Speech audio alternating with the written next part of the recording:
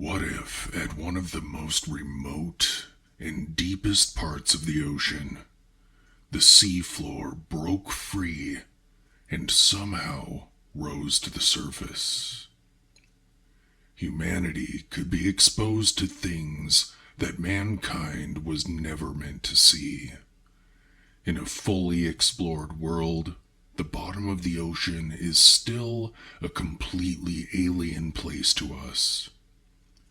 This is a scenario that H.P. Lovecraft explored in his story, Dagon.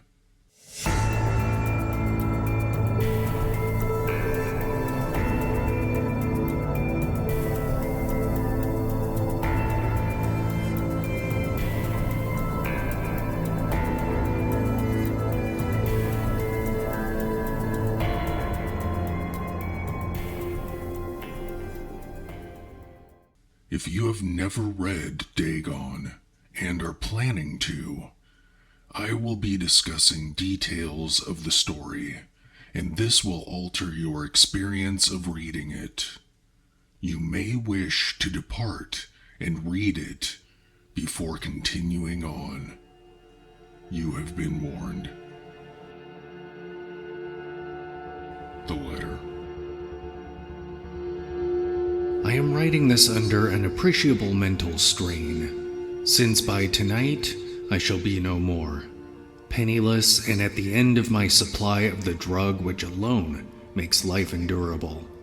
I can bear the torture no longer, and shall cast myself from this garret window into the squalid street below.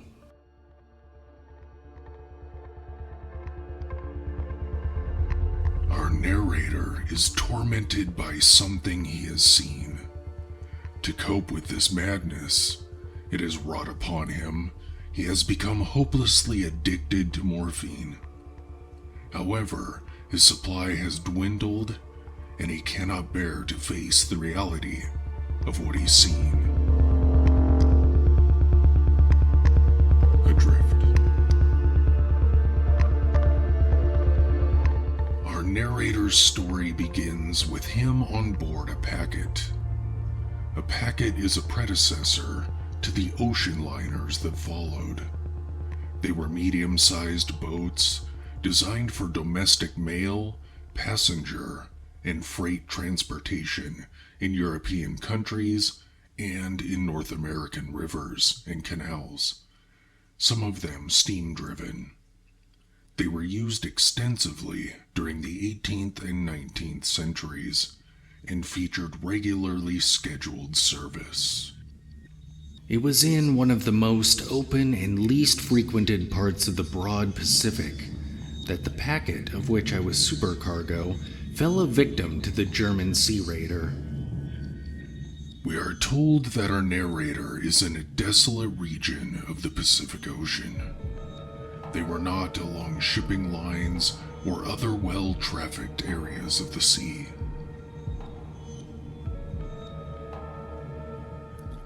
The Great War was then at its very beginning, and the ocean forces of the Hun had not completely sunk to their later degradation, so that our vessel was made a legitimate prize, whilst we of her crew were treated with all the fairness and consideration due us as naval prisoners. So liberal indeed was the discipline of our captors that 5 days after we were taken, I managed to escape alone in a small boat with water and provisions for a good length of time. Here we are introduced to the narrator's interesting logic and decision-making. As prisoners, they were being well treated. So well, in fact, he was able to escape in a boat, a small boat. He gave up comfortable imprisonment for certain death. He even admits that he does not know how to properly navigate the ocean. Never a competent navigator, I could only guess vaguely by the sun and stars that I was somewhat south of the equator. Of the longitude I knew nothing, and no island or coastline was in sight. He could have staged his escape closer to land, but stepped out of the pan and into the fire. An alien land. The weather kept fair, and for uncounted days I drifted aimlessly beneath the scorching sun, waiting either for some passing ship or to be cast on the shores of some habitable land. But neither ship nor land appeared, and I began to despair in my solitude upon the heaving vastness of the unbroken blue. The change happened while I slept. Its details I shall never know, for my slumber, though troubled and dream-infested, was continuous. When at last I awakened, I was to discover myself half sucked into a slimy expanse of hellish black mire, which extended about me in monotonous undulations as far as I could see.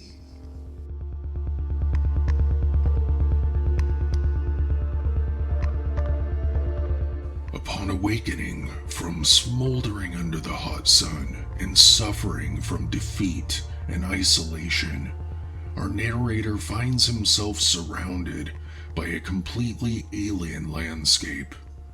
Slimy, black, and hellish. The odor of dead fish fills the air, and he is horrified by what he sees around him. Though one might well imagine that my first sensation would be of wonder at so prodigious and unexpected a transformation of scenery, I was, in reality, more horrified than astonished. For there was in the air and in the rotting soil a sinister quality which chilled me to my very core. The region was putrid, with the carcasses of decaying fish and of other less describable things, which I saw protruding from the nasty mud of the unending plain. Perhaps I should not hope to convey in mere words the unutterable hideousness that can dwell in absolute silence and barren immensity. The plan. The sun was blazing down from a sky which seemed to be almost black in its cloudless cruelty, as though reflecting the inky marsh beneath my feet. As our narrator crawled into his boat, which was lying on its side near him, he realizes what he may be looking at. As I crawled into the stranded boat, I realized that only one theory could explain my position. Through some unprecedented volcanic upheaval, a portion of the ocean floor must have been thrown to the surface, exposing regions for which innumerable millions of years had lain hidden under unfathomable watery depths. So great was the extent of the new land which had risen beneath me that I could not detect the faintest noise of the surging ocean, strain my ears as I might. Our narrator dreams up a plan going forward. He puts together a pack filled with food and water. He is going to trek across the black and putrid landscape. He cannot hear the sea and is going in search of where the land ends. He waits 3 days in his boat, brooding and planning. On the 3rd day, the ground appears to be dry enough to easily traverse it. All day I forged, steadily westward, guided by a faraway hummock, which rose higher than any other elevation on the rolling desert. That night I encamped, and on the following day still traveled toward the hummock, though that object seemed scarcely nearer than when I had first espied it. His dreams are wild and inexplicable. He awakes after the waning and fantastically gibbous moon has risen into the night sky and realizes it has been folly to make his journey under the burning sun.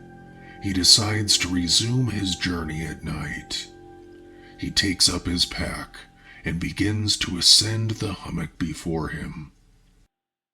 I have said that the unbroken monotony of the rolling plain was a source of vague horror to me, but I think my horror was greater when I gained the summit of the mound and looked down the other side into an immeasurable pit or canyon whose black recesses the moon had not yet soared high enough to illuminate. I felt myself on the edge of the world, peering over the rim into a fathomless chaos of eternal night. The object. At this point, our narrator sees it, an object rising on the far end of the canyon, an object that gleamed whitely in the newly bestowed rays of the ascending moon. That it was merely a gigantic piece of stone, I soon assured myself. But I was conscious of a distinct impression that its contour and position were not altogether the work of nature. This object is too well formed to be a natural feature of the land that had until recently been a part of the ocean floor. A closer scrutiny filled me with sensations I cannot express, for despite its enormous magnitude and its position in an abyss which had yawned at the bottom of the sea since the world was young, I perceived beyond a doubt that the strange object was a well-shaped monolith, whose massive bulk had known the workmanship and perhaps the worship of living and thinking creatures. The moon slowly crawls toward its zenith, illuminating more and more of the canyon. It shines down on a body of water that had been hidden in the shadows, flowing along the canyon floor. Wavelets of water lap at the base of the cyclopean monolith, on whose surface I could now trace both inscriptions and crude sculptures.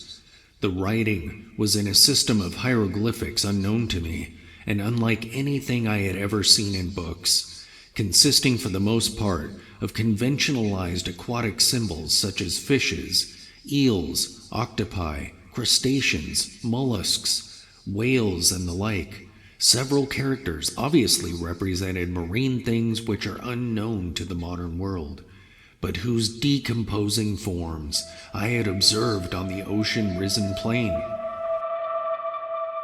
Among the carvings now revealed by the moon, our narrator sees an image depicting aquatic, human-like creatures, paying homage to a monolithic shrine. However, these creatures that vaguely appear to have human form, apart from their grotesque webbed hands and feet, and large, wide, fish-like lips, and glassy, bulgy eyes, are depicted at a massive scale. For one of the creatures was shewn in the act of killing a whale, represented as but little larger than himself. Something living. But there is something even more horrifying in the canyon before him. Something is moving. Then suddenly I saw it, with only a slight churning to mark its rise to the surface. The thing slid into view, above the dark waters. Vast, Polyphemus-like, and loathsome, it darted like a stupendous monster of nightmares to the monolith, about which it flung its gigantic scaly arms.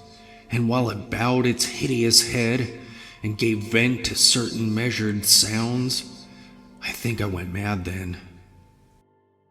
This is too much for our narrator, and he flees all the way back to his boat.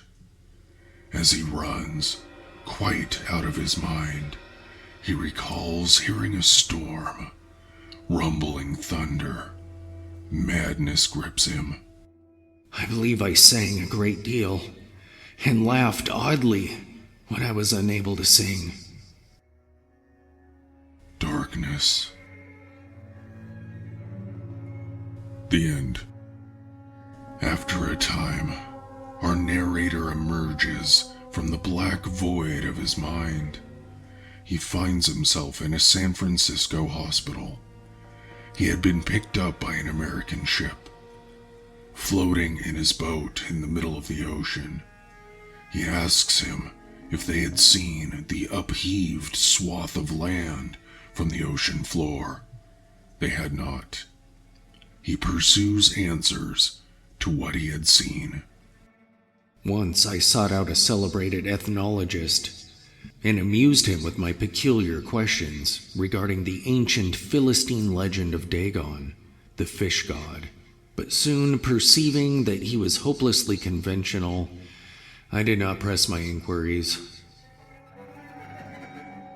Our narrator is tormented by his experience. When the moon is out at night, he still sees the creature. Morphine seems to dull the madness, but it has sucked him into addiction. So now I am to end it all, having written a full account for the information or the contemptuous amusement of my fellow men. He questions if what he saw was real. What if it was merely a phantasm? Can we, as the readers, conclude that perhaps it was all a dream, brought about by exposure to the blazing sun and desperation of his situation? But the end has come. It is time for him to put an end to the incessant madness. The end is near. I hear a noise at the door, as of some immense slippery body lumbering against it.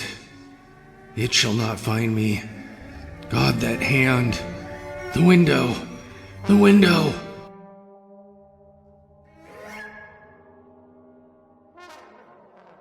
Thus ends Dagon.